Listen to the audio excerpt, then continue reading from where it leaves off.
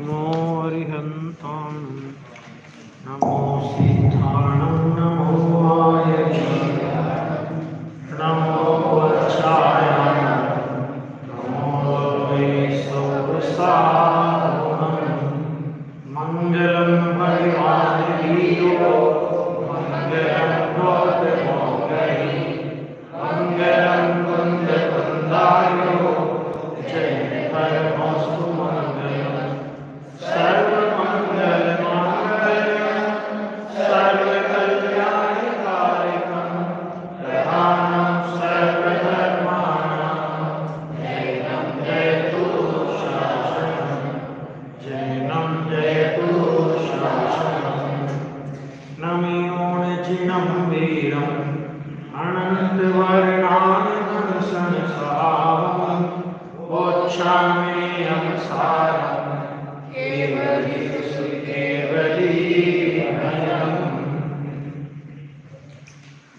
भगवान मुकुंदाचार्य के द्वारा रचित नियम सारगी परमागम की कुछ गाथाओं पर सामान्य चर्चा करने का अपन लोगों ने मन बनाया है और यहाँ कल हम लोगों ने उसमें 57 नंबर की गाथा देखी थी। 57 नंबर की गाथा में आचार्य भगवान ने परम भावना के सम्मुख ऐसे ज्ञानी जीवों को शिक्षा दी है। वो क्या बात कही थी उन्होंने? हरि गीत फिर से पढ़ते अपन। निज भाव को छोड़े नहीं चित ग्रहे पर भाव नहीं देखे जाने मैं वही ज्ञानी करे चिंतन। हमने अनुवाद किसका देख लिया था कि जो पर भाव को तो कभी ग्रहण करता नहीं और अपने निज भाव को कभी छोड़ता नहीं, ऐसा जो सबको जानता देखता है वही शुद्धात्मा मैं हूं, ऐसा ज्ञानी चिंतन करता है अर्थात अपने चित्त को उस चैतन्य में लगा देता है। चिंतन माने केवल विकल्प की बात नहीं है। ये बात कल अपनी हुई थी। अब यहां पर देखो बहुत बढ़िया, इसकी टीका भी बहुत मार्मिक है, थोड़ी इसकी टीका भी पढ़ेंगे और उसके बाद फिर अपन आगे की गाथा देखेंगे। आज होगा तो आज, कल होगा तो कल, देखते हैं। देखो, जो कारण परमात्मा, देखो ये नियम सार में आप ये देखेंगे, कारण परमात्मा, कारण समय सार, कारण जीव, ऐसे शब्दों का प्रयोग आपको बहुत मिलेगा। यानी जो पर्याय में परमात्मा दशा प्रकट होती है, अरिहंत और सिद्ध की दशा प्रकट होती है, उस प्रकट होने वाली दशा का जो कारण है, यानी जिसका अवलंबन करके वो दशा प्रकट हुई, उसको बोलते हैं कारण परमात्मा। और जो दशा प्रकट हुई वो क्या है? उसको बोलते हैं कार्य परमात्मा, है ना। इसके लिए और भी शब्द आते हैं, कारण समय सार, कार्य समय सार। नियम सार में आपको सम्यक दर्शन के लिए भी एक अलग शब्द का प्रयोग मिलेगा। क्या मिलेगा? कारण दृष्टि, कार्य दृष्टि। कारण स्वभाव ज्ञानोपयोग, कार्य स्वभाव ज्ञानोपयोग। कारण शुद्ध पर्याय, कार्य शुद्ध पर्याय। ऐसे अनेक शब्दों का प्रयोग आपको नियम सार के अंदर मिलेगा। जब आप नियम सार का गहराई से अध्ययन करोगे तो ये सब चीजें आपको उसमें मिलेगी। क्यों मिलेगी? कल भी मैंने आपको एक बात कही थी कि जो नियम सार शास्त्र है वो कारण कार्य की शैली में लिखा गया है। यानी जो भी कार्य अपने को अपनी वर्तमान पर्याय में होता है, निर्मलता का जो भी कार्य, कार्य माने निर्मलता का जो भी कार्य होता है, उस निर्मलता के कार्य के कारण रूप स्वभाव अंदर में विद्यमान नहीं हो तो पर्याय में कार्य कहां से आएगा? गुरुदेव श्री एक दृष्टांत देते थे बहुत अच्छा। कि भाई साहब कुएं में हो तो होज में आता है, समझे ना। कुएं में पानी नहीं हो तो होज में पानी आएगा कि नहीं आएगा? होज तो समझते हो, गायों को भैंसों को पानी पिलाने के लिए कुएं के बाहर एक बना दी जाती है ना। तो अगर कुएं में पानी नहीं हो तो होज में पानी नहीं आ सकता। इसी तरह यहां पर क्या है कि अगर स्वभाव में निर्मलता ना हो, स्वभाव में शुद्धता ना हो, स्वभाव में निरावरणता ना हो, स्वभाव में सर्वज्ञत्व ना हो, तो पर्याय में ये दशाएं कभी होने वाली नहीं है। इसके लिए गुरुदेव श्री एक और दृष्टांत देते थे, और वो दृष्टांत देते थे 64 पहरी छोटी पीपर, है ना, सुना होगा नहीं कई बार।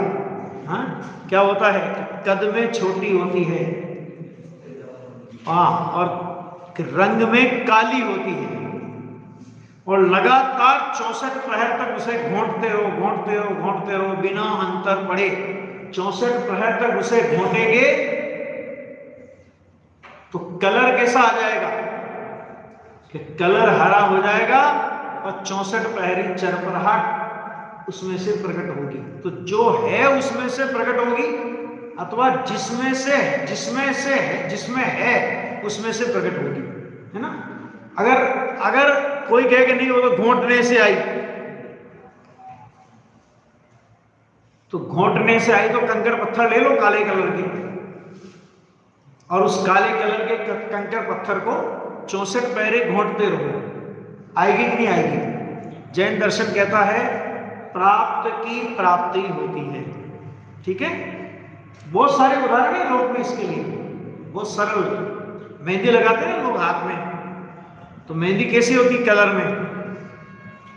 कलर में कौन से कलर की होती है मेहंदी? हरे कलर की होती, ठीक है।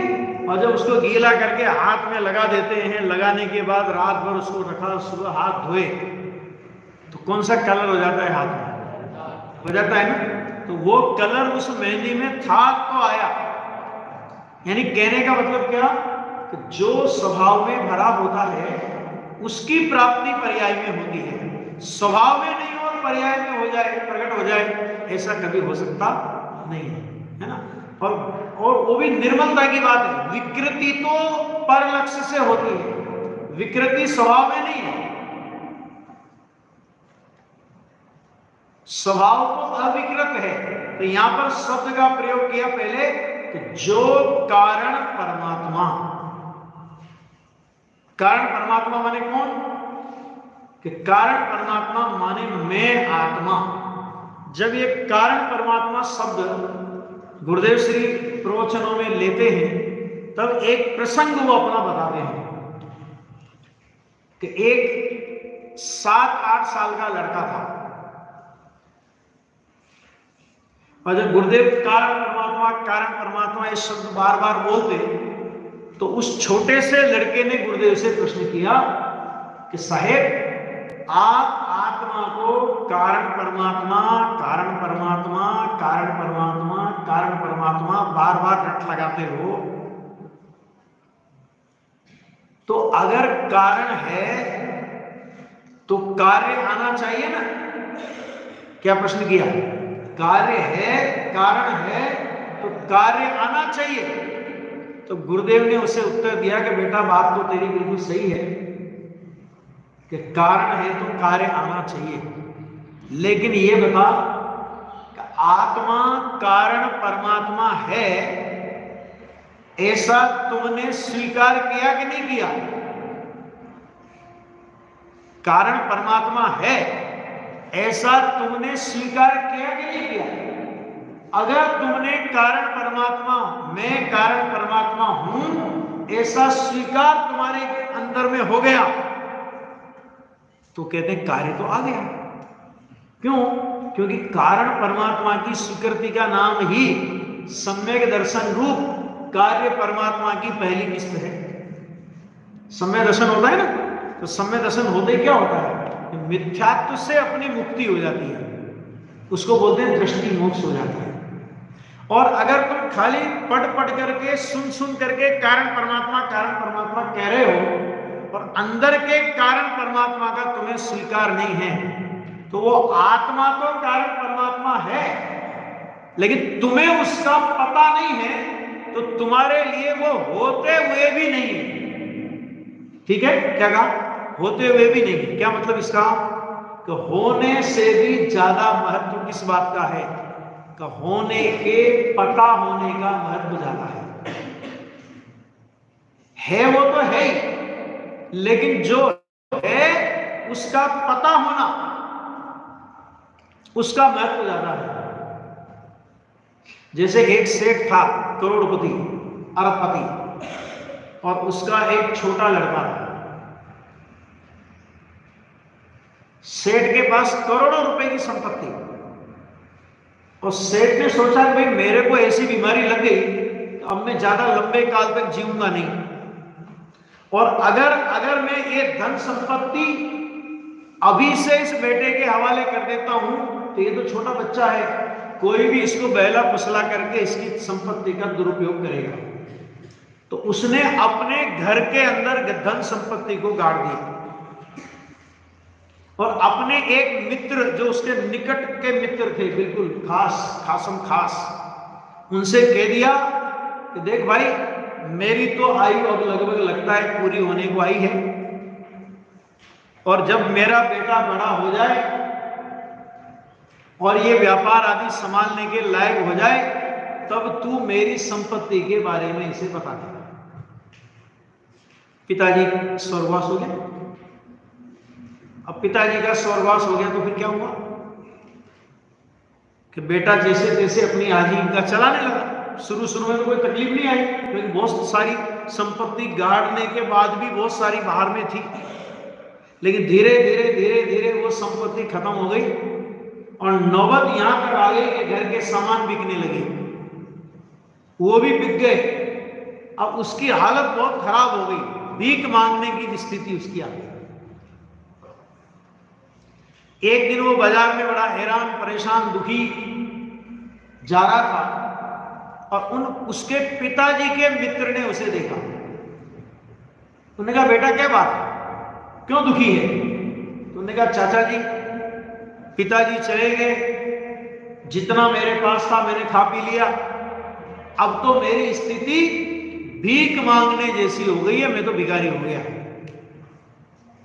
तो चाचा जी बोले, कौन कहता है बेटा तू भिखारी है? तू आज भी अरबोपति है।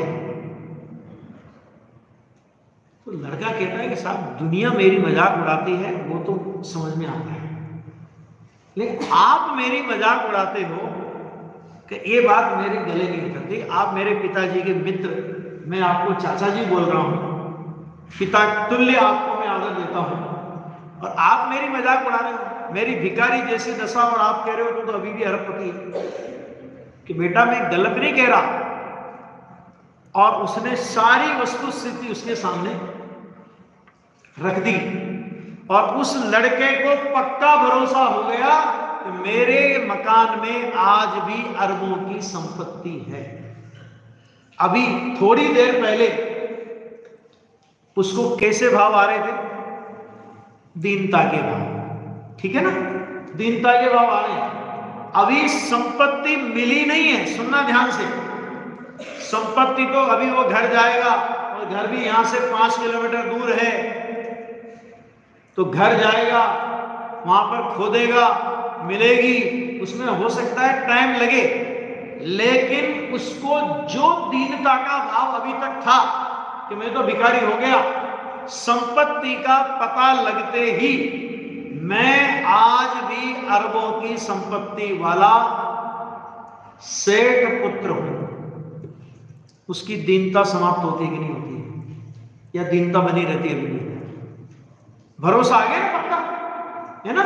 और बाद में संपत्ति खो देगा, संपत्ति का मालिक बन जाएगा, और जीवन भर उसका आनंद भोगेगा। इसी प्रकार आचार्य कहते हैं कि हम अपनी आत्मा को दीनहीन, दुखी, दरिद्री, है ना, इससे ज्यादा तो अपन सोच भी नहीं सकते। ऐसा अपन अपने को मान करके बड़े मायूस होकर के घूम रहे हैं। इतने में हमें हमारे सर्वज्ञ परमात्मा माने धर्म पिता के लघु नंदन, बड़े नंदन जो भी मिले, यानी वीतरागी संत मिले या गुरुदेव श्री जैसे धर्मात्मा मिले, और उनने हमसे कहा बेटा क्यों चिंता में हो, कि साहब मैं तो लुट गया, मेरी ज्ञान निधि लुट गई, ये कर्म ने मेरे को बहुत परेशान किया, मैं तो दरिद्री का जीवन व्यतीत कर रहा हूं, मैं तो चार गति में रुल रहा हूं, मैं तो संसार में भटक रहा हूं, मेरी तो हालत खराब है। तब वो ज्ञानी धर्मात्मा बोले कौन कहता है कि तू संसारी है, कौन कहता है कि तू विकारी है, कौन कहता है कि तू अशुद्ध है, कौन कहता है कि तू अधूरा है, अरे तू तो आज भी अनंत वैभव की संपत्ति से भरपूर भगवान है। तो जब ये भगवान शब्द अपने लिए सुनता है तो अज्ञानी कहता है महाराज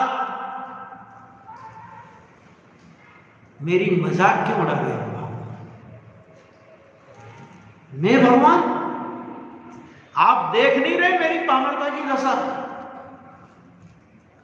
तो ज्ञानी परमात्मा कहते हैं, ज्ञानी धर्मात्मा कहते हैं कि हम तेरी परमात्मा की दशा देख रहे हैं, वो तो हमें ख्याल में आ रही है, लेकिन हम जहां देख करके तुझे परमात्मा कह रहे हैं वहां तू नहीं देख रहा, तू दशा को देख रहा है, और हम इस दशा के पीछे विद्यमान उस तत्व को देख रहे हैं जिसमें इस पामरता की दशा का प्रवेश नहीं है, जिसमें इस अशुद्धता की दशा का प्रवेश नहीं है। हम तो उस कारण परमात्मा को देख रहे हैं। तू कारण परमात्मा है, तू हमारी जाति का है। अरिहंत परमात्मा कहते तू हमारी जाति का है, तू हमारे बराबर में बैठने लायक है। तू अपने को दीनहीन कैसा भी मानता हो, लेकिन हम तो तुझको सिद्ध समान कारण परमात्मा ही देखते हैं। और जब जीव को ऐसे कारण परमात्मा का प्रथम स्वानुभव पूर्वक विश्वास आता है, सम्यक दर्शन की उपलब्धि होती है, तो होता क्या है, अनादि की दीनहीनता की जो पामर बुद्धि थी वो पामर बुद्धि पलायमान हो जाती है। ठीक है, इसलिए पहला शब्द प्रयोग किया जो कारण परमात्मा। ठीक है, अब उस कारण परमात्मा कैसा है तो उसके अलग अलग बोल दिए। तो पहला बोल समस्त पाप रूपी बहादुर शत्रु सेना की विजय ध्वजा को लूटने वाले त्रिकाल निरावरण निरंजन निज परम भाव को कभी छोड़ता नहीं। क्या कहा कि ये जो कारण परमात्मा है, तो ये कारण परमात्मा है कैसा? देखो, दुनिया में अपने को अपना गौरव नहीं आया। दुनिया में हमने सबको गौरव दिया, यहां तक कि साक्षात जिनेंद्र परमात्मा को भी हमने गौरव दिया। लेकिन जिनेंद्र परमात्मा जिसे गौरव देने की बात करते हैं कि तू सबसे गौरवशाली तत्व अगर विश्व का कोई है तो एकमात्र तू परमात्मा, कारण परमात्मा है। हमने उस बात को उड़ा दिया। कितने गजब के शब्दों का प्रयोग किया देखो जरा। समस्त पाप रूपी बहादुर शत्रु सेना, इतना टुकड़ा करो अभी। कैसी सेना है? तो कहते हैं शत्रुओं की सेना है। वो शत्रु कैसे हैं कि डरपोक नहीं है, बहादुर है। क्यों बहादुर है? कि आज तक उन्हीं शत्रुओं के द्वारा पिटता रहा है, तो वे बहादुर है। कैसे? कि समस्त पाप रूपी बहादुर शत्रु सेना। और एक बात और ध्यान में देना कि नियम सार में जहां जहां भी पाप शब्द का प्रयोग किया वहां पुण्य और पाप दोनों को पाप शब्द से कहा है। आप कहोगे ऐसा क्यों? दोनों के लिए पाप शब्द का प्रयोग क्यों किया? और ये एक जगह नहीं, सैकड़ों जगह आपको नियम सार में पाप रूपी शत्रु सेना, पाप रूपी वन को जलाने के लिए ऐसा क्यों कहा? कि देखो, मैंने आपको कल भी कहा था कि नियम सार आचार्य कुंद देव ने निज भावना के निमित्त बनाया। ठीक है ना, ये कहा था ना, निज भावना के निमित्त आचार्य कुंद देव ने नियम सार बनाया। तो मुनिराज की भूमिका में जिसे हम पाप कहते हैं वैसा पाप तो मुनिराज की भूमिका में होता नहीं है। मुनिराज की भूमिका में क्या होता है कि छठे सातवें गुणस्थान की दशा में मुनिराज झूलते। सुनना ध्यान से, कौन से गुणस्थान की दशा में? छठवें सातवें गुणस्थान की दशा में मुनिराज झूलते हैं। जब सप्तम गुणस्थान में मुनिराज होते हैं तो निर्विकल्प स्व संवेदन में होते हैं, और जब छठे गुणस्थान की भूमिका में मुनिराज आते हैं तो 28 मूल गुणादि का निरतिचार पालन का भाव होता है। ठीक है, और वापस छठे से सातवें में फलांग लगाते हैं तो फिर निर्विकल्प अनुभूति में होते हैं। अब एक बात, अब दूसरी बात और सुनो कि अपन लोग जब यहां 10वीं कक्षा में आप लोग आए तो 5वीं के बाद आपने कौन सी कक्षा पढ़ी थी? छठवीं, और छठवीं के बाद 7वीं। लेकिन मुनिराज में ऐसा नहीं होता। चौथे या 5वें गुणस्थान से पहले वे 7वें गुणस्थान में आते हैं, और जब 7वें गुणस्थान की निर्विकल्प स्थिति में नहीं टिक पाते तब उनको छठा गुणस्थान है। मैंने छठा गुणस्थान गिरने का गुणस्थान है। निर्विकल्प अनुभूति से जब वे गिर जाते हैं तब उनको छठा गुणस्थान आता है। तो मुनिराज कहते हैं कि जो पुण्य परिणाम, जिस पुण्य परिणाम के होने से हमें शुद्धोपयोग में से गिरना पड़े, शुद्ध परिणति रहती है लेकिन उपयोग खिसक जाता है, तो जिस पुण्य परिणाम के आने पर हमें शुद्धोपयोग में से गिरना पड़े तो हम तो ऐसे पुण्य को भी पाप ही कहते हैं। ठीक है, और एक गाथा तो है ही अपनी योगिंद्र देव आचार्य की। कौन सी गाथा है? योग सार की 71 नंबर की गाथा है कि पाप तत्व को तो जगत में सभी पाप कहते हैं, लेकिन अनुभवी ज्ञानी तो पुण्य को भी पाप कहते हैं। स्वरूप से बाहर हो गए तो वो कहते हैं ऐसे पुण्य और पाप शब्द का जहां प्रयोग किया वहां क्या लेना? पुण्य और पाप रूपी बहादुर शत्रु सेना की विजय ध्वजा। मैंने क्या हुआ?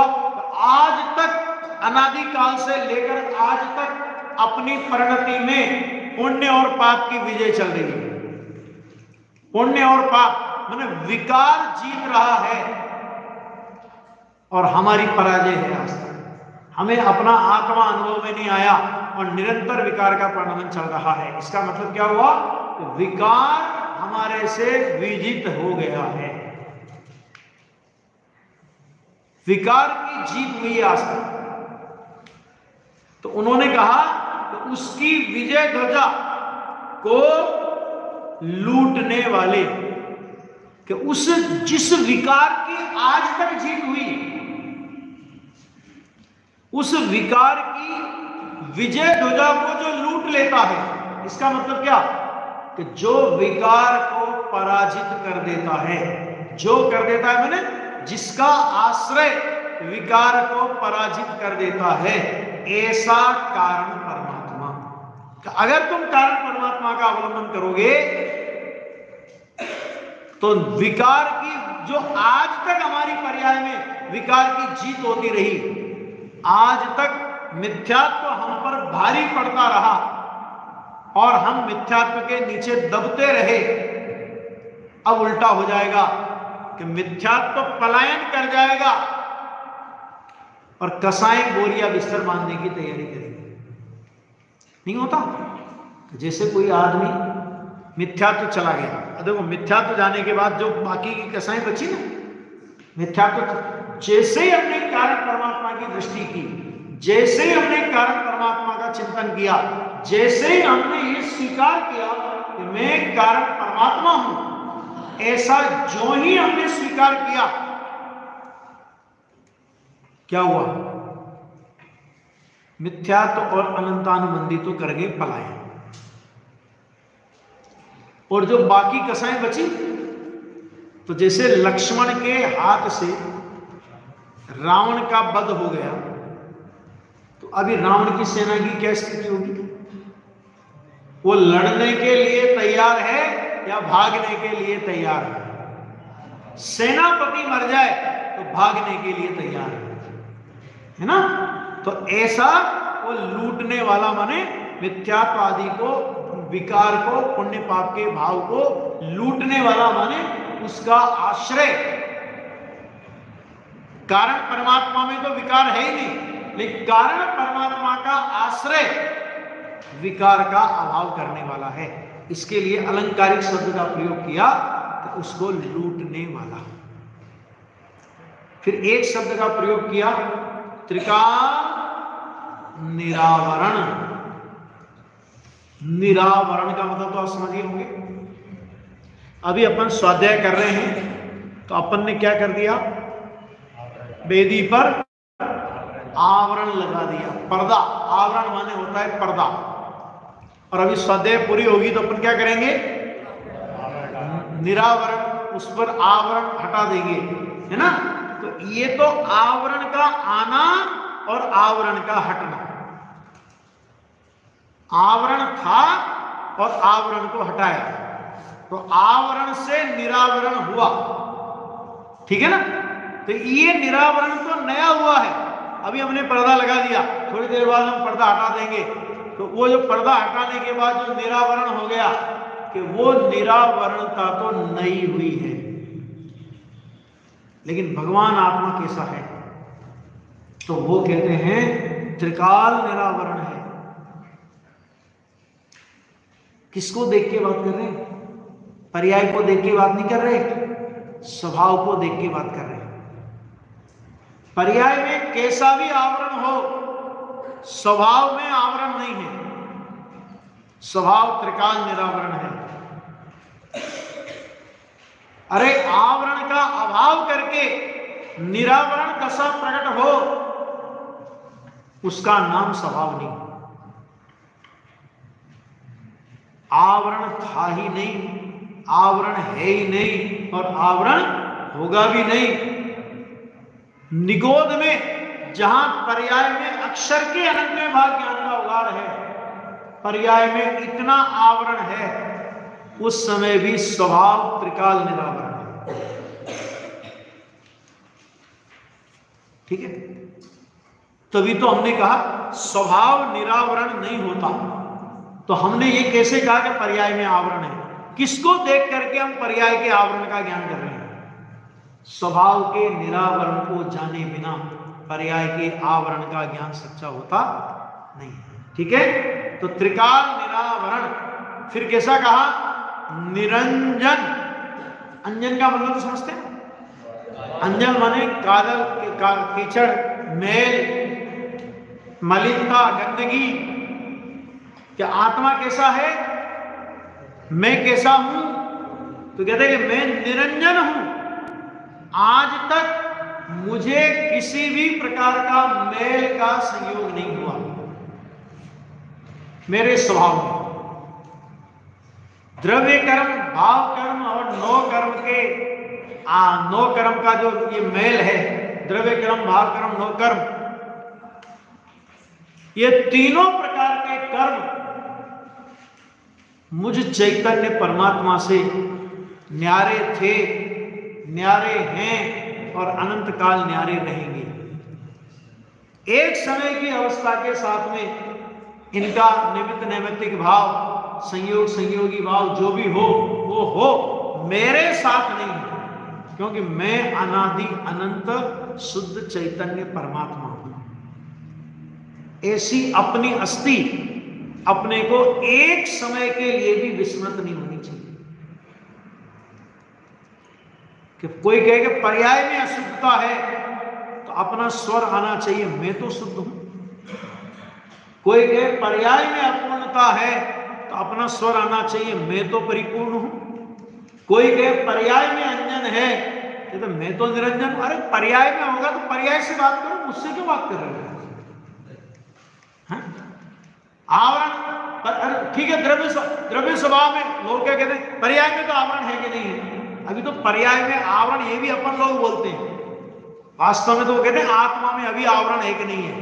मैंने कहा आत्मा में कभी आवरण नहीं है। आत्मा में अभी अंजन है कि नहीं है? मैंने कहा आत्मा में कभी अंजन नहीं है। आत्मा में विकार है कि नहीं है? मैंने कहा आत्मा में कभी विकार नहीं है। जहां विकार है वहां आत्मा नहीं, और जहां आत्मा है वहां विकार नहीं। ठीक है, ये तो आने जाने वाली चीज है। विकार वगैरह क्या है? एक एक समय की पर्याय का खेल है। एक समय की पर्याय में है, तो एक समय की पर्याय में मुझ में तो नहीं है ना। क्यों? क्योंकि मैं तो एक समय की पर्याय नहीं हूं, मैं तो अनादि अनंत ध्रुव चैतन्य हूं। तो जो अनादि अनंत ध्रुव चैतन्य हूं, मैं अनादि अनंत ध्रुव चैतन्य हूं, इस बात का हमको वजन नहीं जाता। और एक सब पर्याय में तो विकार है कि नहीं है? तो पर्याय में विकार है तो तू क्यों परेशान है? पर्याय में विकार है तो परमात्मा क्यों परेशान है? परमात्मा में माने मुझ में तो नहीं है ना। परमात्मा माने मैं माने परमात्मा, तो मुझ में तो नहीं है ना। और जहां ऐसी अपनी त्रिकाल निरावरण निरंजन अस्थि का स्वीकार हुआ, तो जिसे हम पर्याय में आवरण कहते हैं, जिसे हम पर्याय में अंजन कहते हैं, जिसे हम पर्याय में मलिनता कहते हैं, उसका भी अभाव हो जाएगा। क्यों? क्योंकि भाई आत्मा को भूलने का नाम ही विकार है। विकार किसका नाम है? आत्मा को भूला, इसका नाम विकार। तो जहां आत्मा दृष्टि में आ गया, दम क्या है? जैसे मैं उदाहरण दूं कि कोई आदमी, जैसे कोरोना के टाइम पे हुआ था ना, कि जब डॉक्टर ने देख लिया कि अब कुछ दम तो बचा नहीं है, तो उस आदमी को वो क्या करते थे, वेंटिलेटर पे डाल देते थे। कोई भाग्यवान थे जो वेंटिलेटर से भी आ गए वापस। ठीक है, नहीं तो क्या हुआ कि वेंटिलेटर पे डालने का मतलब क्या कि घर वाले भी समझ लेते थे कि अब घर जाकर के इनकी अर्थी की तैयारी करो। और वो कोरोना के टाइम पे तो घर वालों को वो भी तैयारी नहीं करनी पड़ती थी, है ना। वो सब बिल्कुल पैक करके, और हॉस्पिटल वाले वो सब वो काम करते थे। तो आचार्य कहते हैं कि जैसे कोई वेंटिलेटर पर पड़ा हुआ आदमी जो अपने आप मरने वाला है और कोई उसका मर्डर करे, कि जो 1 मिनट बाद मरने वाला है, सुनना, 1 मिनट बाद अपनी मौत वो खुद मरेगा, और 1 मिनट पहले समझ लो अपन ने उसको मारने का प्रयत्न किया, मार दिया, तो क्या होगा? कोई कोर्ट में हम जाके कहें कि साहब 1 मिनट के बाद तो मरने वाला था, हमने 1 मिनट पहले ही तो उसे पहुंचाया है, तो तुम्हें क्या तकलीफ? उसमें क्या हो गया कि 1 मिनट बाद वो मरता कि नहीं मरता तुमको कैसे पता? लेकिन तुमने मारने का अपराध किया, सजा तुमको मिलेगी। बात समझ आ रही है ना? तो ज्ञानी तो ये कहता है कि भाई मैं तो इस राग को मारने का पाप भी नहीं करता। क्यों नहीं करता? क्योंकि मैं तो जब अपने स्वभाव में जाता हूं ना, तो ये अपने आप मर जाता है। तो जो अपने आप मर जाए, मैं उस विकार को मारने का भी क्यों करूंगा? मुझे वो भी करना नहीं। मैं तो अपने स्वभाव के स्मरण में रहता हूं, मैं तो अपने स्वभाव के अनुभव में रहता हूं। अब मेरे अपने स्वभाव के अनुभव में रहने से यदि राग अपने आप मरता है, विकार अपने आप गलता है, अपूर्णता अपने आप मिटती है, तो मिट जाए। मुझे तो उसे मिटाना भी नहीं, करना तो है ही नहीं, मिटाना भी नहीं। क्यों नहीं मिटाना? क्योंकि मैं तो अपने में लीन रहता हूं। जो अपने आप मिटती है उसको मैं मिटाऊं भी क्या? राग अपने आप नष्ट होता है, उसको मैं नाश भी क्या करूं? लेकिन भाषा में ऐसा बोला जाता है कि शत्रु सेना को लूटने वाला, विकार का नाश करने वाला, अज्ञानता का हरने वाला। समझा गया? सच में ना तो वो विकार का नाश करता है, ना अज्ञानता को हरता है। तो करता क्या है? निर्विकार और केवल ज्ञानमय दशा को प्रकट करता है। विकार का नाश और अज्ञान का नाश होता है, हो जाए, हम क्या करना, हम तो उधर झांकते भी। तो वो यहां पे कह रहे हैं त्रिकाल निरावरण निरंजन। फिर क्या शब्द का प्रयोग किया कि निज परम भाव को कभी नहीं छोड़ता। अनादि से लेकर आज तक कारण परमात्मा ऐसा का ऐसा निज परम पंचम भाव रूप रहा। कभी भी पंचम भाव को, परम पंचम भाव को, परम पारिणामिक भाव को उसने छोड़ा नहीं, और किंचित भी पर भाव को कभी ग्रहण नहीं किया। ठीक है, ये एक बोल हुआ। फिर कहा पंचविद। पंचविद माने क्या होता है? पंच परावर्तन रूप संसार। कौन कौन सा पंच परावर्तन? द्रव्य, क्षेत्र, काल, भाव, भाव। ये द्रव्य परावर्तन, क्षेत्र परावर्तन, काल परावर्तन, भाव परावर्तन और भाव परावर्तन, ये इनका क्रम है।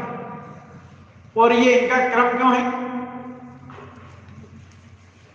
कि एक द्रव्य परावर्तन में जितना काल लगता है उससे कई गुना क्षेत्र परावर्तन में, क्षेत्र परावर्तन से कई गुना काल परावर्तन में, काल परावर्तन से कई गुना भाव परावर्तन में, और भाव परावर्तन से कई गुना यानी सर्वाधिक काल भाव परावर्तन में लगता है। और ऐसे ऐसे एक नहीं, दो नहीं, तीन नहीं, चार नहीं, अनंत अनंत परावर्तन व्यतीत हो चुके, और अनंत परावर्तनों को व्यतीत करके आने वाला भगवान आत्मा। परावर्तन तो व्यतीत हो गए, लेकिन भगवान आत्मा व्यतीत नहीं हुआ। भगवान आत्मा जैसा का तैसा रहा। उसमें पंच परावर्तन रूप संसार, तो देखो कितना बढ़िया लिया कि पंच परावर्तन रूप संसार की वृद्धि के कारणभूत, पंच परावर्तन रूप संसार को बढ़ाने में कारण कौन है?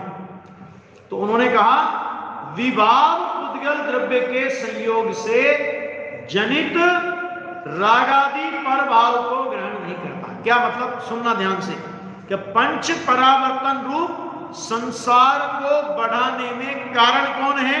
कि रागादि पर भाव। सुनना ध्यान से कि रागादि पर भाव वो पंच परावर्तन रूप संसार की वृद्धि के कारण है। कि रागादि भाव होते कैसे हैं? तो फिर उन्होंने कहा विभाव उद्गल द्रव्य के संयोग से जनित। विभाव उद्गल किसे कहा? कि रागादि, नीचे फुटनोट में, रागादि भाव की उत्पत्ति में उद्गल कर्म निमित्त बनता है। यानी क्या मतलब? कि विभाव पुद्गल माने कर्म पुद्गल। एक पुद्गल परमाणु, शुद्ध पुद्गल परमाणु कभी भी विकार का निमित्त नहीं बनता, क्योंकि शुद्ध पुद्गल परमाणु हमारे ज्ञान का ज्ञेय नहीं बनता। और वो शुद्ध है ना, तो शुद्ध है वो कभी अशुद्धता में निमित्त नहीं होता, चाहे जीव हो और चाहे पुद्गल हो। शुद्ध जीव अपने आप से विकार नहीं करता, और शुद्ध पुद्गल कभी अशुद्धता में निमित्त नहीं होता। शुद्ध पुद्गल में रागादि अशुद्धता में निमित्त होने की योग्यता नहीं है, और शुद्ध जीव में रागादि विकार में उपादान होने की योग्यता नहीं है। सुनो जरा बात को, क्या कहा? शुद्ध जीव में रागादि मलिनता का उपादान होने की योग्यता नहीं, और शुद्ध परमाणु में रागादि विभाव परिणामों में निमित्त होने की योग्यता नहीं। रागादि की उत्पत्ति होती है, वो जीव का शुद्ध उपादान नहीं है, पर्याय की अशुद्ध उपादानगत योग्यता है। द्रव्य की सामर्थ्य नहीं है, विकार उत्पन्न करने की द्रव्य की सामर्थ्य नहीं है। आत्मा द्रव्य विकार को उत्पन्न करे ऐसी सामर्थ्य उसमें नहीं है। पर्याय की अशुद्ध उपादानगत योग्यता से विकार होता है, और उस विकार में निमित्त होने की सामर्थ्य एक परमाणु में, शुद्ध परमाणु में नहीं है। जब जब भी विकार में कोई निमित्त होगा तो नियम से कारणान वर्गणा रूप कर्म रूप पुद्गल स्कंद अथवा नो कर्म रूप पुद्गल स्कंद, जो कि अशुद्ध पुद्गल कहलाता है, अशुद्धता ही अशुद्ध में निमित्त होता है। अब एक बात, दूसरी बात कि जीव द्रव्य निमित्त नहीं होता, अशुद्धता का निमित्त जीव द्रव्य नहीं होता, अशुद्धता का उपादान जीव द्रव्य नहीं होता, और अशुद्धता का निमित्त पुद्गल द्रव्य नहीं होता। पुद्गल द्रव्य माने एक परमाणु, ठीक है। अशुद्धता का निमित्त अनेक पुद्गल परमाणुओं की मिली हुई स्कंद रूप पर्याय, वो अशुद्धता का निमित्त होती है। और एक समय की पर्याय में अशुद्ध उपादान रूप जो स्वयोग्यता है, वो विकार में निमित्त होती है, वो निमित्त विकार में उपादान होती है। अंतरंग निमित्त भी बोलते हैं, उपादान अशुद्ध उपादान है ना, उसको कभी कभी जिनवाणी में अंतरंग निमित्त शब्द का भी प्रयोग होता है कि वो अंतरंग निमित्त होती है, ये बहिरंग निमित्त होता है। तो अंतरंग निमित्त भ्रम में नहीं पड़े अपन, तो अंतरंग निमित्त की बजाय अपन क्या बोलेंगे उसे? अशुद्ध उपादान। कि द्रव्य स्वभाव कभी भी विकार का कारण नहीं होता। क्यों नहीं होता? क्योंकि विकार द्रव्य स्वभाव को भूलने पर होता है। तो जिसको भूलने पर विकार हुआ, वो विकार का कारण कैसे हो गया? बात समझ आ रही कि नहीं आ रही? थोड़ी कठिन तो है, लेकिन समझना तो पड़ेगा। कठिन तो है बात, ये पक्की है, मैं भी समझ रहा हूं, है ना, लेकिन समझना पड़ेगा। क्योंकि देखो, जिनवाणी का मूल तत्व है। गुरुदेव श्री जिस तत्व ज्ञान की गहराई में अपने को ले जाना चाहते थे कि तू एक समय की विकार की योग्यता को मत देख, एक समय की विकार की योग्यता तेरे स्वभाव में नहीं है, वो तेरी एक समय की अशुद्ध पर्यायगत योग्यता है। उस एक समय की योग्यता को मत देख, त्रिकाली सामर्थ्य को देख। त्रिकाली सामर्थ्य को देखेगा तो वो अशुद्धता की एक समय की योग्यता भी मिट जाएगी, और एक समय की विकार की योग्यता को ही देखता रहेगा तो फिर अगले समय की विकार की योग्यता खड़ी हो जाएगी। फिर उसको देखेगा तो अगले समय की विकार की योग्यता खड़ी हो जाएगी। इस तरह हम विकार को देखते रहे और अगले समय विकार की योग्यता पैदा होती रही। एक समय भी यदि हम उस योग्यता को ना देखकर, अशुद्धता की योग्यता को ना देखकर स्वभाव की सामर्थ्य को देखते, तो अगले समय की होने वाली पर्याय, जिस पर्याय में हमने उस स्वभाव को देखा, उस पर्याय में निर्मलता की योग्यता प्रकट हो जाती है। और आज तक ये नहीं हुआ। बात तो इतनी सी है भैया, ज्यादा कठिन नहीं है बात बहुत कठिन नहीं है, लेकिन बहुत गंभीर बात है। ये समझना पड़ेगा अपनी आत्मा के हित के लिए। क्या देखा हमने आज तक? हमने पर्याय की एक समय की अशुद्धता की योग्यता को ही देखा, उसे ही अपना स्वरूप माना। और आचार्य कहते हैं कि तेरा स्वरूप तो उस काल में भी उस योग्यता से पार त्रिकाल शुद्ध पड़ा है, जिसने उस पर्याय की अशुद्ध योग्यता को छुआ ही नहीं। निमित्त को तो कहां छुए वो लिखा है यहां पे, देखो कितना बढ़िया लिया, कि देखो कितना गजब का लिया। देखो ये कि पंचविधि मान पंच परावर्तन रूप संसार की वृद्धि के कारणभूत विभाव पुद्गल द्रव्य के संयोग से जनित, आत्मा से जनित नहीं कहा, विभाव पुद्गल के संयोग से जनित रागादि प्रभाव को ग्रहण नहीं करता। मानता तो है, करता है।